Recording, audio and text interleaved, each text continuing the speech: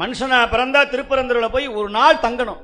நவக்கிரகம் கிடையாது, கொடிமரம் கிடையாது, நந்தி கிடையாது, பரிகாரம் கிடையாது, ஒண்ணுமே கிடையாது. அங்க ஆத்மாவுக்கு தான் லிங்கம், ஆத்ம லிங்கம்னு பேரு அந்த சுவாமி. அப்படியே புழுங்கரிசி சாப்பாடு அப்படியே கொட்டி அந்த ஆவிக்கு தீபாராதனை காட்டுவாங்க. ஆவி உடையார் ஆவுடையார், நம்முடைய ஆவியை உடையவர் அந்த ஆவுடையார்.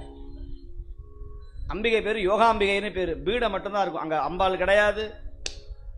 உலகத்திலேயே இன்னொரு பெரிய அதிசயம் என்ன தெரியுமா?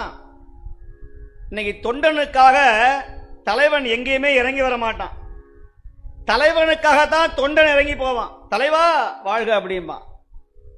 இவன் சிரிப்பான், கடைசி வரைக்கும் நீ ஏன்றா அடிமை தான்டா நீ அப்படின்னு.